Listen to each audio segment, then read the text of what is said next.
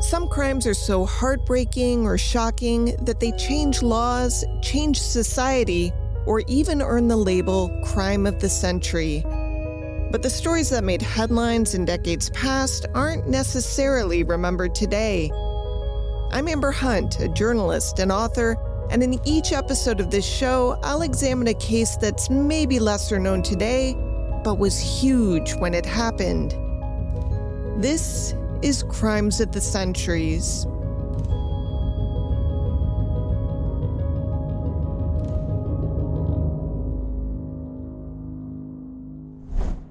Ray Crump Jr. emerged from the chilly waters of the Chesapeake and Ohio Canal that early Monday afternoon, soaked to the bone and a little disoriented. On that glorious October day, the canal was lined with foliage from the dense woods that were cut below the street level by a 150-year-old towpath. In 1964, it was beautifully overgrown. Busy people, many who lived in the up-and-coming posh neighborhood of Georgetown, would often walk or jog along the towpath for pleasure. These were the same towpaths that mules were once lashed and made to trod, towing boats south to the Potomac.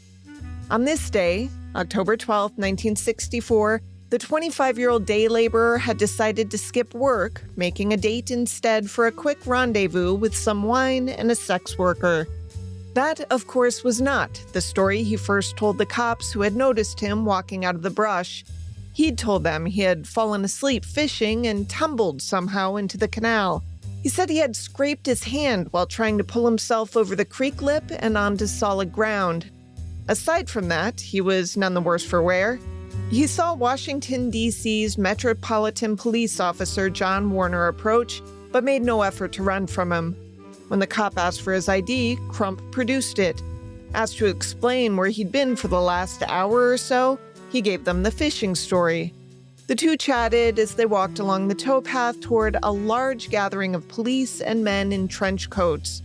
Nearby, a woman's body, covered in a white sheet, was lying still on the ground. A man in a mechanic's uniform stood with them. When that guy saw Crump, he rather animatedly said this was the guy he had seen looking up at him just after he'd heard the second of two gunshots. Within 45 minutes of the murder of this as yet unidentified woman, law enforcement had its man. Pity Ray Crump Jr., he was about to be involved in one of the most disturbing homicides of the 20th century. Though not remotely as familiar, it's right up there with the Kennedy assassination.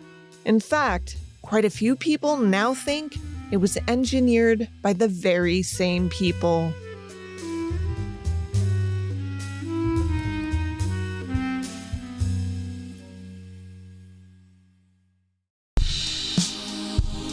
Crimes of the Centuries is sponsored by ButcherBox. I had one of those rare cooking wins this week. I was following a recipe, realized I needed chicken, and for once, I didn't have to run to the store. That alone feels like a small miracle. It's thanks to ButcherBox. I pulled organic chicken straight from the freezer, and dinner stayed on track. That's the underrated part of ButcherBox, having high-quality protein on hand when you actually need it. ButcherBox delivers over 100 premium protein choices straight to your door. And everything meets the same standards, whether it's filet mignon or chicken nuggets. You're not guessing about quality. For nearly a decade, ButcherBox has led the industry with meat and seafood that's antibiotic-free, hormone-free, and independently verified. It's a cleaner, more trustworthy version of what you would find at the grocery store, delivered right to your door. Plus, every box ships free, always, and comes with member perks like recipe inspiration and tips that actually make meal planning simpler. As an exclusive offer, our listeners can get free steak in every box for a year, plus $20 off your first box when you go to butcherbox.com/COTC. That's your choice of filet mignon, New York strip, or ribeye in every box for an entire year, plus $20 off your first box and free shipping always. That's butcherbox.com/COTC. Don't forget to use our links so they know we sent you. Fair warning, this story is going to weave through nearly every significant moment in mid-20th century American history from 1945 on. You'll meet an array of astonishingly bright, deeply flawed, and preternaturally arrogant white men who decided they knew best how to run the world. But history's the backdrop here. We're here for the crime, big crime. And this particular murder might be among the century's biggest, but it also might not have been. It should matter to us which. Let's start at the beginning, in the world of the pretty and the privileged. Mary Pinchot was born in 1920, the daughter of a wealthy socialist-leaning lawyer, when to say so wasn't an oxymoron, and a hard-nosed journalist who wrote for The Nation and The New Republic, left-leaning publications. Mary was blonde and blue-eyed, smart, athletic, and grounded in the radical politics of her family, which somehow managed to wed progressive leanings with a massive Connecticut estate on the Delaware River and a Park Avenue apartment. Her father Amos explained his beliefs this way, quote, "What I'm trying to help do is prevent violence, disorder, and misery by getting people to see the justice of the average man's demand for a better economic position in this country and the utter futility of denying or ignoring this demand." End quote. Noble. Did I forget to mention that he was also violently anti-war and later on an American firster? So yeah, he had strong and vocal positions that were not always welcome. He could afford to. The great distress felt by most during the Great Depression did not touch his or his family's lives. That massive estate, it had a name, Gray Towers, and it had a pool, tennis courts, horses, a lake for fishing, and regular evening discussions about the rights of the individual. Mary grew up cozy but cosmopolitan. She spoke French with her nanny. She went to the right schools, learned the best manners, and deeply enjoyed the company of men. She was notably independent and unconcerned about others' opinions of her. She first met John Kennedy sometime around 1935. This is Peter Janney, a family friend, and later, one of her biographers. JFK first met her at a prep school dance. He had already graduated from this prep school, but he came back to the Choate School Winners Festivity Weekend when he was a freshman at Princeton before he dropped out of Princeton and went to Harvard. But he somehow decided that he wanted to go back. And that's where he first actually met Mary. She was the date of an underclassman, and he kept cutting in on her because he was just so mesmerized. This is not as extraordinary as it seems. The private school circuit of the American Northeast was small and incestuous. The vast majority of America's millionaires at that time were living in New York or Boston. They had second homes in Newport, Rhode Island, and on Palm Beach. According to the Social Security Administration, in 1935, 0.1% of the population, or about 127,000 people, held 22% of all the nation's wealth. Upon arriving at Vassar, Mary told her father she'd like to study medicine, but quickly became enamored of art, literature, and philosophy. Not everyone was impressed with the intellectual beauty.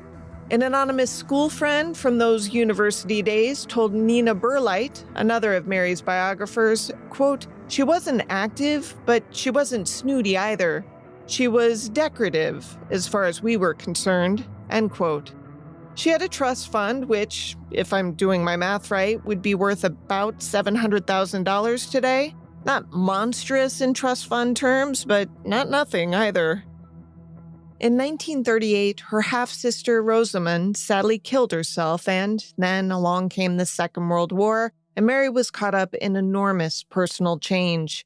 Her father, despondent over his daughter's death and now a pariah for his isolationist stance, deeply unpopular once America entered the war, cut his own wrists in 1942, but survived.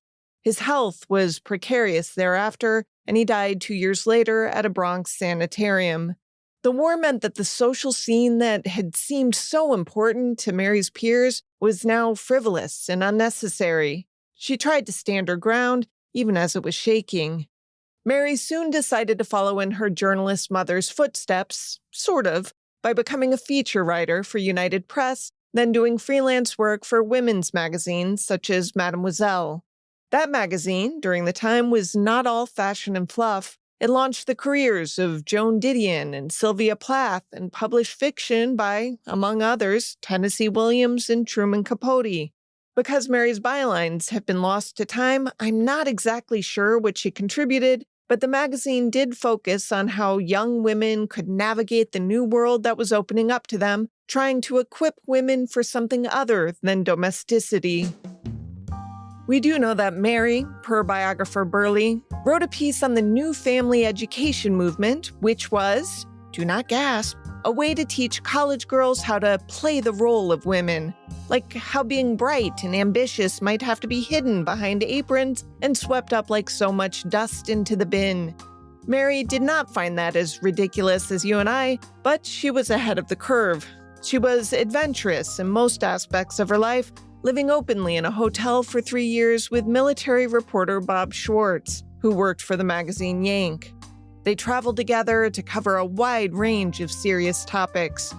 Then she fell in love with Cord Meyer, a Yale man who came from coal, real estate, and sugar money. His great-uncle was Harry Thaw, who famously killed architect Stanford White over their mutual infatuation with showgirl Evelyn Nesbit. We covered that case here before, and it's detailed in the Crimes of the Centuries book, too. By the way, Stanford White has another tangential connection to this case. He had designed the palatial 102-acre gray towers, the Pinchot's Connecticut estate.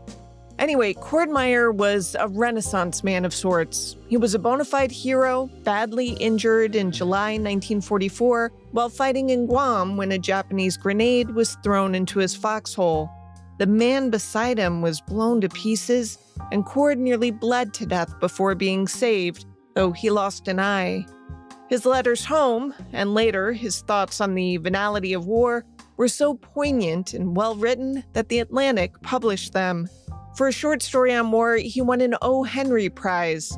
In it, he called war, quote, the finished product of universal ignorance, avarice, and brutality, end quote. Mary and Cord were both 24 years old when they married on April 19, 1945. Cord's complete disdain for war in general garnered the attention of those working to create what would become the United Nations. The formative committee meetings took place immediately after the wedding. Mary came along to San Francisco with her own set of press credentials. Turned out that John Kennedy was also at the West Coast meeting, complete with Hearst newspaper credentials. She remembered him from their prep school encounter, after which they'd attended many of the same parties during her Vassar weekends. Kennedy didn't much care for Cord, whom he found to be arrogant and impractically idealistic. Mary and Kennedy got along just fine, sharing some drinks and, it's assumed, philosophical discourse. Cord and Mary left the convention early when news came from his parents that his twin brother had perished in one of the latest battles in the Pacific Theater. Soon after, they moved to Cambridge, where he wrote Peace or Anarchy and was lauded as a fresh voice for international peace. Some called him a visionary. They both seemed to now fully embrace the tenets of world federalism, that a higher and more rational authority should resolve the conflicts of individual nations. It was a lofty aim Cord considered worthy of virtually all his time and attention. Mary gave birth to a son named Quentin after Cord's late brother and locked in a job as an editor at Atlantic Monthly. A second son, Michael, was born in 1947. Mary's life was going well, or so it seemed. Her husband was just 27 and was head of a federation set on world peace. He was written up by Glamour magazine in a feature titled 10 Men Who Care. He shared a page with John Kennedy. The Meyer family now lived in Mary's mother's Park Avenue apartment. Mary, with 2 small children, somehow found time to volunteer to expand Cord's mission. But Cord was starting to move away from his original vision. Shackled by self-doubt, he thought he might be better suited to academia, but was turned down for a job at the University of Chicago. Burley explained how his intellect and self-awareness played havoc with his stated beliefs this way, quote, he knew himself to be susceptible to the seductive claims made by communists about the capitalist system. He felt the emotional force of their argument. A classless society probably appealed to his strong sense of morality. But Cord was a privileged beneficiary of the capitalist system, and he could never oppose it. End quote. Then, his privilege reared its face. His father happened to be summering in the Hamptons with the usual crowd when he met Alan Dulles, director of the Central Intelligence Agency. The two men got to talking, and Cord's dad said maybe they could use a nice young man like Cord. Not long after, Cord was offered an interview. He got the job. It was a job so protected that they couldn't tell him what it was until he got to Langley. It was classified. Cord thought this was a way to not sacrifice too much of his former self. If world federalism was about having a more rational authority resolve the conflicts of individual nations, he could be in the business of providing that rational authority, because he believed these were good men. They were going to fix the world. Sure, it might take some furtive doings, but life was complicated. The Meyers moved to the nation's capital. They had a third son named Mark. The idealist Cord was no prince. He cheated on Mary. Burleigh framed him as incurably promiscuous, yet he still found time to become the chief of the International Organizations Division of the CIA. Its mission was to manage covert programs related to student, youth, and labor groups around the world. It funded foreign groups and the foreign press to promote American products and American ideals. It sounds innocuous enough. It wasn't. These were covert operations that secretly manipulated supposedly independent organizations, using them as fronts for CIA propaganda while hiding the American government's hand. You know, standard Cold War stuff. Now, to ease the stress of being a Washington wife and mother of three, Mary and her sister Antoinette decided to spend a summer in Europe. Their husbands, in their own words, graciously let them. When the sisters returned, they saw the world differently. Italy had more charms than either woman had expected. Lives were about to change. For Mary, the change came slowly. For Antoinette, it was immediate. Both had tasted adventure with a man other than their husbands while in Italy, and it had shown them what they'd been missing. Antoinette came home in love with an American journalist she'd met there. Mary came home, anxious to fix her life, but with less clarity as to how to go about it. In February 1955, Cord and Mary Meyer found themselves living in a large house in Georgetown's Langley Commons, very near the Pentagon. They watched as a new family moved in next door. It was the new young senator from Massachusetts and his young and beautiful wife.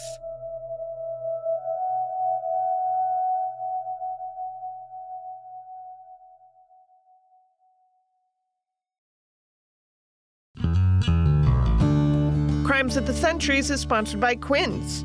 Luxury bedding is one of those things you don't fully appreciate until you actually sleep on it. And then you realize, oh, this is what I've been missing. That was my experience with Quince. It's the kind of bed that actually feels finished, not just fine, but actually comfortable. Quince has European linen that gets softer with every wash, organic cotton sheets that feel genuinely luxurious, and breathable bamboo that stays cool all night. Plus quilts, comforters, and duvet inserts, everything you need to build a bed that feels amazing. And the part that still surprises me is the price. Yeah, like Quince's clothing, their bedding is about half the cost of similar brands. They also work only with factories that use safe, ethical, and responsible manufacturing practices in premium fabrics and finishes. I really thought my old sheets were fine until I tried Quince. The difference is unreal. And honestly, you're already sleeping in your bed every night. Why not make it nicer? Turn up the luxury when you turn in with Quince. Go to quince.com/centuries for free shipping on your order and 365-day returns. Now available in Canada, too. That's QUINCE.com/centuries. Free shipping and 365-day returns, quince.com/centuries.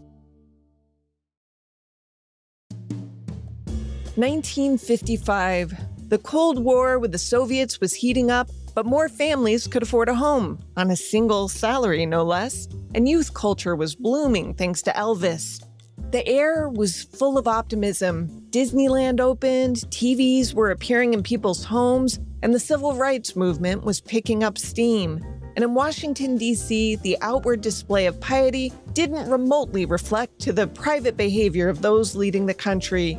There was too much alcohol, too many parties, too much insularity, and too much sleeping around for that. Soon, the stolid Eisenhower presidency would give way to that of a younger man, a man so outrageously and flagrantly promiscuous as to beggar the imagination. At the same time, that young man, still then a senator hungering for more, was showing off his wife to men with lesser women on their arms, he had also made sure that he had an apartment in downtown D.C. to take his secretaries or aides and, let's be honest, anyone with breasts, for daily assignations. It all made for great gossip and great business for the psychoanalysts who everyone consulted. It's in this milieu that Mary and Jackie created a passing friendship that history can't quite nail down. Some say they were very close. The two women had both attended Vassar, though not at the same time, and shared a vivid interest in the arts. Others say they were simply acquaintances who went around with some of the same people, the men discussing matters of massive world consequence, while their wives tended the martinis. A lot of women, but especially Mary and Jackie, were married to insensitive clouts. I'll digress for a brief example of that.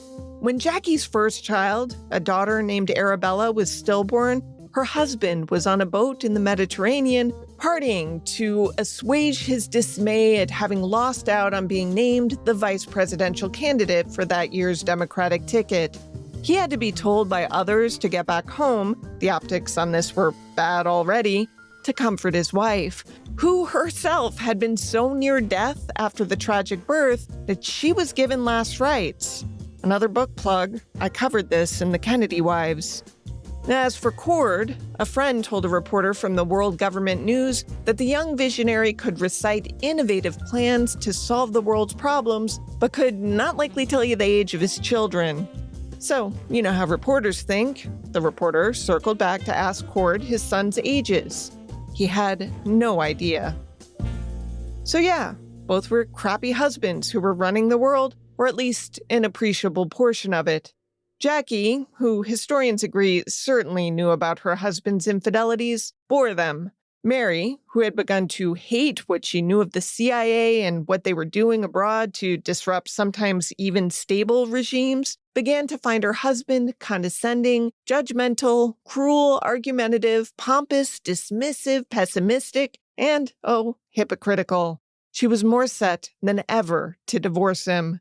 Then, in late 1956, while running across the street to head home for dinner, the Meyers' 9-year-old son, Michael, was struck and killed by a car. As it would any mother, it nearly broke her. At this point, Mary's father had died, her stepsister had died, and her middle child had been taken from her. She was done. She moved herself and her two remaining sons, aged 12 and 8, to a townhouse in Georgetown. Cord did not go with them. Mary began to pursue life as an artist. She had always dabbled, keeping in touch with both DC and New York galleries and with artist friends. She set up a studio in her sister Antoinette's garage. Her sister, by this time, had married the journalist she'd been swept away by in Italy. He was the Washington bureau chief for Newsweek magazine. His name was Ben Bradlee. The thick and intertwining worlds in Washington grew tighter, though Mary reportedly didn't enjoy the social whirl. She liked to talk seriously about serious issues. So Mary surrounded herself with the literati, artists, film people. She wanted more intense experiences and more pleasure. Her closest friends, beside her sister and Bradlee, were Anne Truitt and Cicely Angleton. Anne's husband was Jim Truitt, the Washington correspondent for Life magazine. Cicely, who went by Sissy, was married to James Angleton, the chief of the powerful counterintelligence department of the CIA. Then, John Kennedy became the 35th president of the United States. Only 2 weeks after his inauguration, Mary was invited to the Bradlees for supper. The Kennedys came too.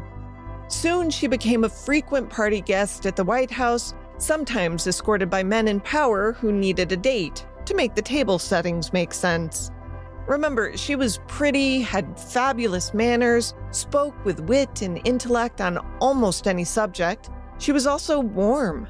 On October 3rd, 1961, 6 weeks after the Berlin Wall was erected, Mary's name appeared on the White House log, something kept by the Secret Service.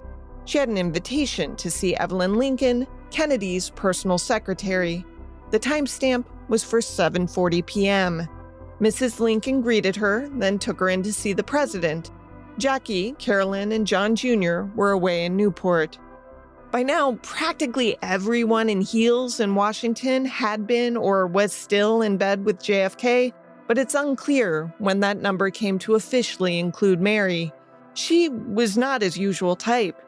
He liked them for their youth and their looks, not for their intellect. In his all-male political world, he heard women speak, but didn't actually listen. He didn't believe he needed any woman's opinion to guide him. In 1961, Mary was 41 years old. She was no lightweight. And because men in D.C. were notoriously indiscreet about such things, she heard plenty at parties, dinners, and gallery openings. She heard what their wives were saying at lunch. Maybe most importantly, she had been married to a man who knew of or directed deeply incriminating CIA operations that, if exposed, could destabilize governments worldwide. It's hard to know what Kennedy wanted from her apart from companionship, but the official logs indicate that she was in the White House specifically to see the president, all when Jackie was not around, each time for a quote-unquote private dinner more than 30 times. And by the way, there were other ways into the residence that did not require her name on a list. She could have been logged as an assistance +1.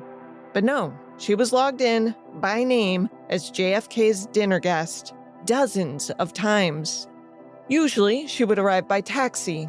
Then, sometime after 11, a car would be summoned to take her back home to Georgetown. By this time, both of her sons were away at boarding school, so she had fewer responsibilities at home. And it's clear Mary's desire for adventure had not waned with time.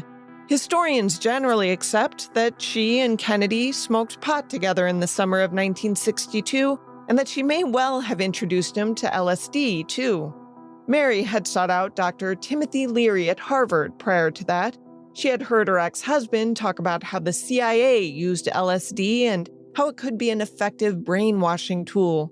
Journalist Jim Truitt reports that Timothy Leary, the Harvard psychologist who became the face of the psychedelic movement, claimed that Meyer had approached him for guidance on administering LSD.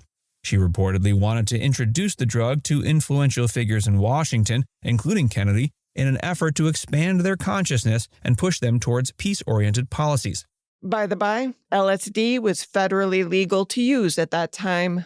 The details of their drug experimentation are disputed, but no one disputes that Kennedy, who was suffering from Addison's disease and incredible back pain from a World War II injury, was routinely in agony and looking for ways to alleviate it.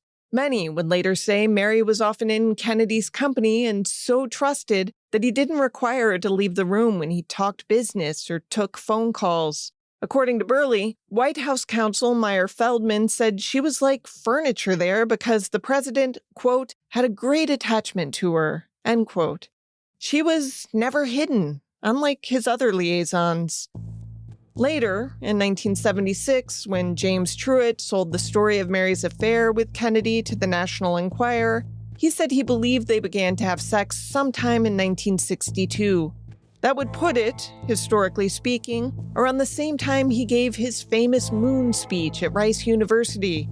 It's also when he called in the troops and marshals to quell the violence in Mississippi after a black man named James Meredith enrolled at Ole Miss, and during the Armageddon standoff with the Soviets in Cuba.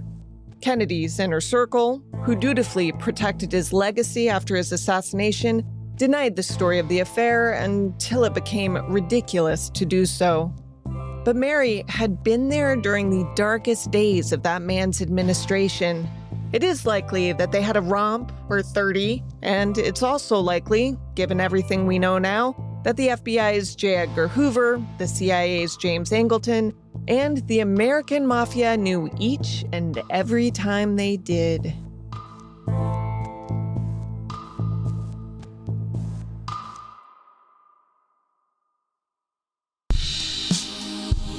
Crimes of the Centuries is sponsored by Home Chef.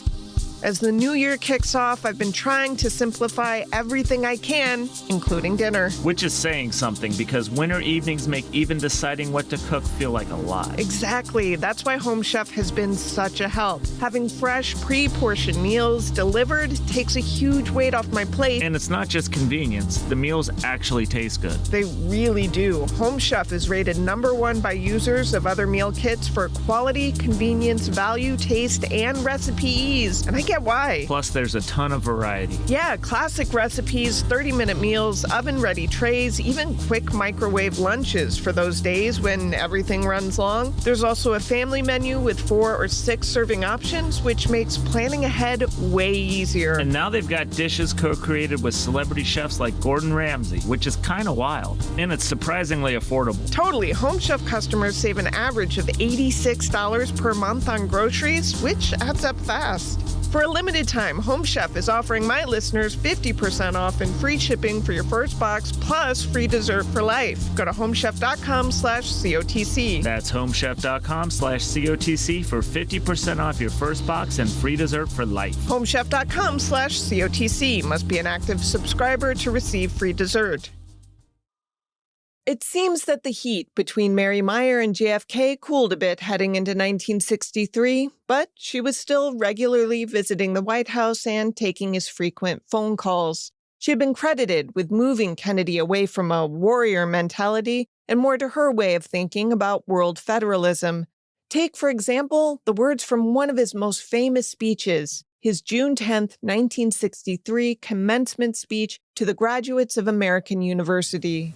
I speak of peace, therefore, as the necessary, rational end of rational men.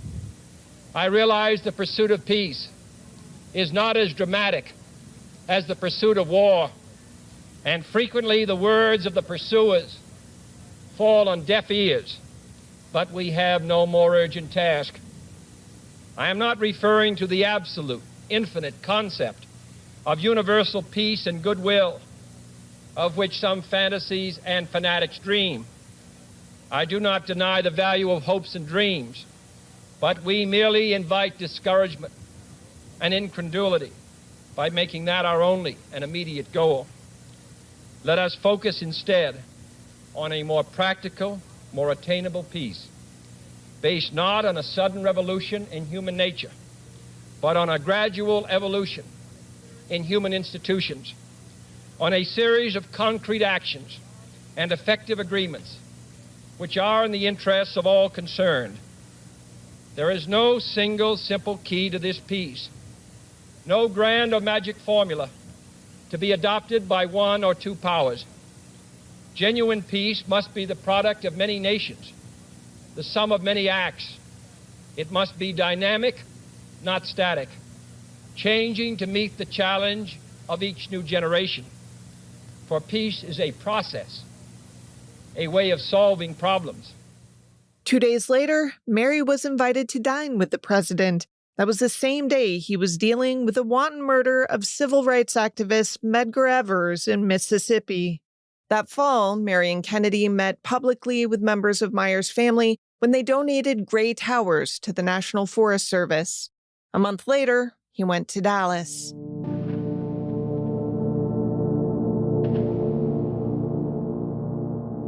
On the night of his death, for reasons still unknown, she called the White House and left her name and phone number. The call was received at 5:14 p.m., nearly 4 hours after the shooting. She went to his funeral with her sister and walked in the solemn procession from St. Matthew's Cathedral to Arlington Cemetery. And then she waited for answers. She threw herself into her work, which was, by now, receiving some minor acclaim. She was part of an art movement built on abstract expressionism called the Washington Color School. Some of her work was slated to be part of the upcoming Pan American Union show in Buenos Aires. But she kept an eye on the investigation. The Warren Commission, headed by Chief Justice Earl Warren, was investigating Kennedy's assassination. When the report was publicly released on September 27, 1964, it concluded that Lee Harvey Oswald acted alone, the single bullet theory, one gunman, case closed. Mary apparently didn't buy it. Here's friend and journalist Jim Truitt again. After Jack Kennedy was killed, she waited until the Warren Commission report came out, and when that came out, and she was appalled by the fact that it didn't deal with the truth of what happened, she went to her ex-husband, and I believe also to Jim Angleton, another senior CIA guy, said, if you guys don't tell how Jack Kennedy was really killed, then I'm going to blow the whistle on you and all you're doing. Janney's version of events jibes with this, as he told reporters of the Boston Globe. So when the Warren Commission report was finally released in September of 1964, Mary Meyer bought a paperback copy of the Warren Commission, read it, and was just deeply troubled by what was going on. It was at that point, I think, she made a decision that she would go public with what she knew. Let's pause a moment here to acknowledge I won't be delving into the countless Kennedy conspiracy theories. I just don't have the time. But one of the most frequently cited is that the CIA felt betrayed by JFK during the Bay of Pigs invasion, and, because of the plan's subsequent failure, the president planned to divide up the agency into bits and pieces and take away a significant portion of their covert work. The theory goes on to suggest that the whole thing was pulled off by Meyer's girlfriend Sissy's husband, James Angleton. That is, as U.S. Army intelligence officer and National Security Agency executive assistant John Newman wrote in his 2008 book, Oswald and the CIA, quote, Angleton was the only man who had the access, the authority, and the diabolically ingenious mind to manage this sophisticated plot, end quote. It's a mess of a theory, and yet there is strong evidence to suggest both the FBI and the CIA did indeed tamper with Oswald's files before and after the assassination. I hate to do this to you, but if you hop on Wikipedia, you can find multiple citations, document references, and newspaper stories that suggest that President Johnson was later told that the CIA was involved in the president's assassination. Apparently, this is what many think Meyer was onto. But to be clear, she hadn't moved a chess piece. 3 weeks after the report was published, on Monday, October 12, 1964, she awoke to a glorious day. Here's author Peter Janney again. I should mention that Janney's father, Wistar Janney, was a senior career CIA official in 1964. Peter had been childhood friends with Michael, the Meyer boy who died so young. Part of her routine was that she would go to her studio, which was a couple of blocks away from her home in Georgetown, and she would paint for the entire morning. And at approximately around noontime, she would take a long walk, go down through Georgetown and out the towpath, and walk up toward what's called Fletcher's Boathouse. It's about maybe a 3 to 4 mile walk round trip. Right around noon, Mary put her paintbrushes down, put on a sweater and leather gloves, left her purse on the table, and walked swiftly toward the Potomac on the Chesapeake and Ohio towpath. She passed a young man who was jogging by. As she passed a large cottonwood tree, she was felled by a bullet to her head. Able to yell for help, she did so, grabbing the tree with one hand and fighting off her encroaching attacker with the other. Yanking her free from the tree, the unknown assailant tried to drag Mary into the wooded area to perhaps hide her. Now gravely injured, she briefly stood, tried to make a run for it, and fell. A second shot was fired downward into her shoulder and through her heart, exiting to the ground below. We know this description because above her, from Canal Road, mechanic Henry Wiggins gaped. He and a colleague had been called to help an abandoned Nash Rambler on the bridge. He had heard her cries for help. Wiggins, who had once been a military policeman during the Korean War, had seen a man standing over her. The man looked up at Wiggins, then walked away. Mary's fatal encounter had lasted less than a minute. Wiggins ran to call for help. Within 4 minutes of the second shot, the towpath was sealed off and Mary Meyer lay dead on the sun-dappled path. She was quickly surrounded by figures in blue uniforms and an impressive gaggle of men in trench coats. She had no identification on her, only a tube of lipstick. The shade was cherries in the snow.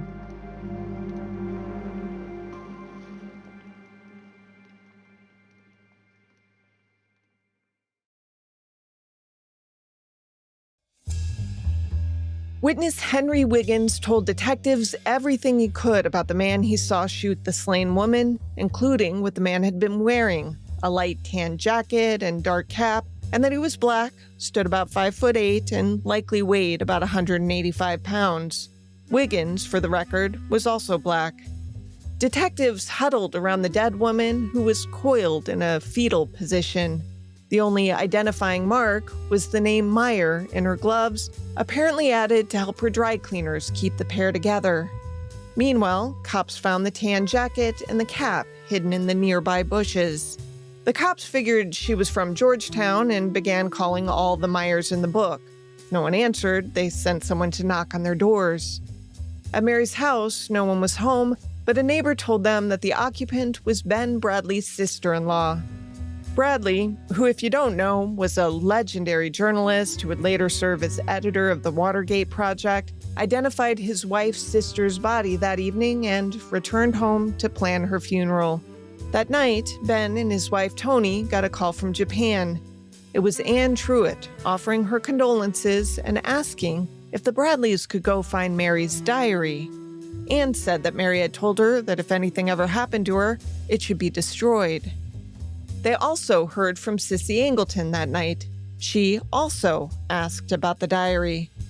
When the Bradleys went to Mary's home, inside, they found Jim Angleton. Here's Bradley talking to C-SPAN's Brian Lamb in 1995. She too had been told that of the existence of this diary and that if anything happened, it should be destroyed. Mary wanted it destroyed.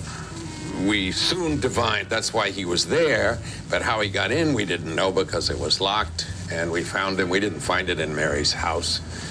We found it later in a studio, and we found Jim Angleton trying to pick a lock to get his way in. Anyway, there was we were all more naive in that way. My mind boggles. Naive about why a CIA man was breaking in to steal something? Come on. Anyway, the Bradleys were smart enough to read the diary when they found it. They found that it contained notes about art stuff like color mixing formulas and also descriptions of an amorous affair with an unnamed man who was clearly John Kennedy.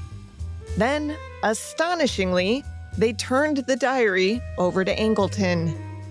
Bradley said Toni had asked him to destroy it, as she had said she had no idea how to do that. I'm sure you're thinking what I'm thinking. Easy, accelerant and a match. But maybe that wasn't done in D.C. in 1964? Now, while all this was going on, a man named William Mitchell presented himself to police the day after the shooting. He said he had read about what happened, and the day prior, a little after noon, he had been jogging along the towpath and passed Mary. He said he had seen the black man as well, though he had not witnessed the attack.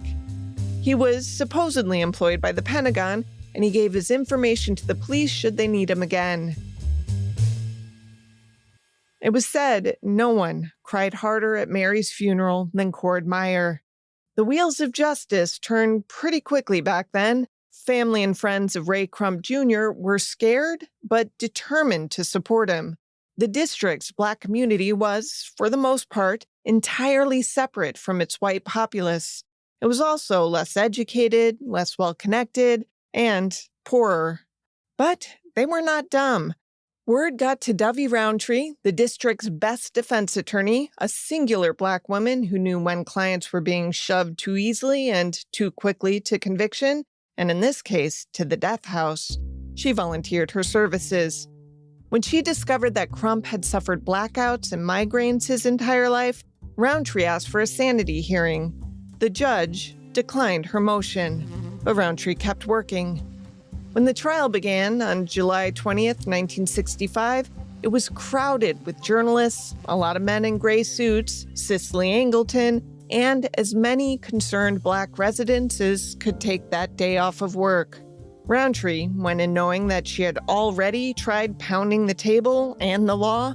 She was left with one option: pound the facts. And the fact was, law enforcement had no evidence tying Crump to the crime. She knew that the only witness to the shooting, Henry Wiggins, had described the assailant as 5'8", 185 pounds. Crump was at most 5'3" and not a lick over 130. So the description didn't match. Not only that, but no murder weapon was found and no physical evidence, as in blood or gunpowder residue or fingerprints, tied Crump to the scene. Roundtree knew that even if Crump had gone into the water to wash off the residue, as prosecutors argued, some of it would have survived. And if Crump had rushed into the water, Roundtree found it curious that the murder weapon wasn't found there, despite authorities draining that part of the C&O Canal. The prosecution claimed that a hair sample law enforcement had taken from Crump matched those found in the plaid cap found on the towpath. Roundtree knew that that type of evidence had been repeatedly scientifically discredited and produced volumes to ensure that the jury understood that hair evidence wasn't reliable. Roundtree even got the FBI expert to admit he was no expert in hair analysis. When her turn came to call witnesses, she put on family friends from the church to attest to Ray's good character. They said he had some issues, but he never owned a gun. They had never seen him violent. When all was said and done, the jury deliberated 11 hours and came back with a not guilty verdict.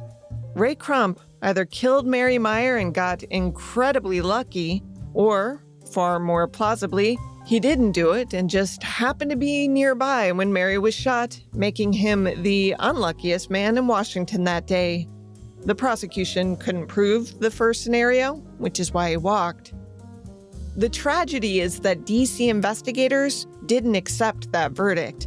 They didn't merely stop looking for another suspect after Crump's acquittal, but they went so far as to destroy the evidence they'd gathered so that future forensic experts could have no way of finding the truth. Why bother when the jury just got it wrong? It makes you wonder, didn't anyone want a better explanation? It wasn't until 1976 when Jim Truitt, who really did seem obsessed with Mary even when she was alive, sold the story of Mary and JFK's affair to the National Enquirer, that things heated up. Kennedy's circle again swore their leader had been as pure as the driven snow. Despite knowing that someone in their office, upon finding one of Mary's slips in the White House, had mailed it back to her in a White House envelope, they held firm. Jackie was still alive, after all, couldn't humiliate the widow. But no one denied that Mary had been in the White House, that she and Jack had talked privately and frequently, that she had access to important people and knew things that perhaps only he and the clandestine services knew. Questions had always circulated about the diary. What was in it? Maybe she had confided her suspicions about who actually was behind the assassination. Peter Janney was among those who picked up the threads and tried to weave them into a coherent narrative. He has even grown to believe that his father was a part of the effort to kill her. On the day of the murder, my dad ends up calling Mr. Bradley. They were friends. And he calls him up right after lunch, before the police had actually discovered the identity of the woman. And he says to him, Ben, he said, have you been listening to the radio? And Ben says, Wister, why would I be listening to the radio? I'm at work. I'm working. He said, well, there's been a report that there's a shooting of a woman down on the towpath. And by the description, it sounds like it could be Mary. Do you know where Mary is? He said, no. So much of Mary's story is muddled by disinformation and denial. What we do know is that she was likely being watched by the FBI and the CIA, that her noon walking routine would have been well known to them, that a simple assault of an unknown woman would not normally have drawn so many feds. that no one ever claimed the Nash Rambler that Wiggins and his cohort had been sent to fix. That years later, Wiggins would say that maybe he was placed there at that exact time to witness what he did to drive the narrative toward Crump. That when witness William Mitchell was asked, he gave his address as that of a CIA safe house. That he was, maybe, found years later teaching in California and through the reporter who found him out on his ear. Like many others, journalist Jesse Kornbluth, who wrote a fictionalized version in JFK and Mary Meyer, A Love Story, came to a much darker conclusion. Here he is speaking to Carol Fitzgerald of BookReporter.com. Oh my God, it wasn't the little black man. It very likely was the jogger who was the witness who 4 decades later was revealed to be a CIA guy. Mm-hmm. And the idea that a civilian woman could be hit because of what she knew. In broad daylight because of what she knew or suspected. It would be terrifying if that were true. That American citizens could and were killed on their native soil because they wanted their government to tell the truth. And we don't know if that's what happened here. Maybe Mary was just another unfortunate victim of senseless violence. Maybe Ray Crump Jr. got away with it after all. Speaking of, according to Burley, things went downhill for Ray Crump after his acquittal. He was accused of several instances of violent crimes, even assault of a police officer and rape. He served time. He repeatedly told reporters he has no memory of that day on the towpath. Ben Bradlee went on to be one of the heroes of truth, justice, and democracy when he was editor of the Washington Post. That's where he worked when Bob Woodward and Carl Bernstein followed the money. In 1995, while hawking his memoir, A Good Life, Bradlee told C-SPAN what happened to the diary. 2 or 3 years later, 2 years later, I think, when the president's affair with Mary Meyer became public, she saw Angleton and said, "You did destroy that document, didn't you?" And Angleton said no, that he hadn't. And so no one knows what Angleton did with that thing, but he gave it back to Tony and she destroyed it in a fire. See? Accelerant in a match. Bradlee admitted he had read the diary, and I admit that I, a fan of Bradlee's who cold called him as a teenager to get an interview about Watergate from a high school history paper, am wildly disappointed to learn that he would let the diary be destroyed at all, much less by his own wife. I can't fathom it. If he really thought that diary contained enough to get a woman he deeply cared about killed, why give it to the very people Mary feared? Why not expose what was in it? Why not use his massive platform at the Washington Post to tell the truth? Instead, he let it burn. And with it, maybe the answers. I do, however, remain convinced of one thing. Those were dangerous times.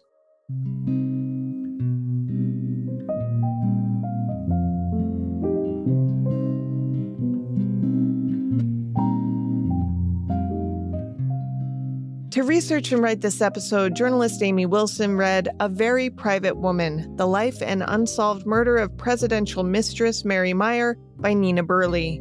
She read excerpts from the Washington Post stories at the time as recapped in Murder on the Canal, printed on October 12, 1999. And because she likes this kind of thing, she also read Ben Bradlee's memoir, A Good Life.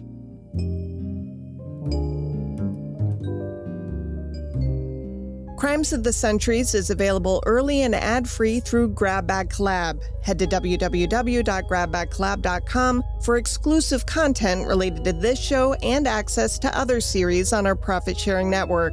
Unless noted in the citations, this case was researched and written by me, Amber Hunt, and produced by Henry Lavoie. Original music is by Bruce Hunt, Andrew Higley, and sometimes my child, Hunt Van Benskoten. Other music comes from Epidemic Sound.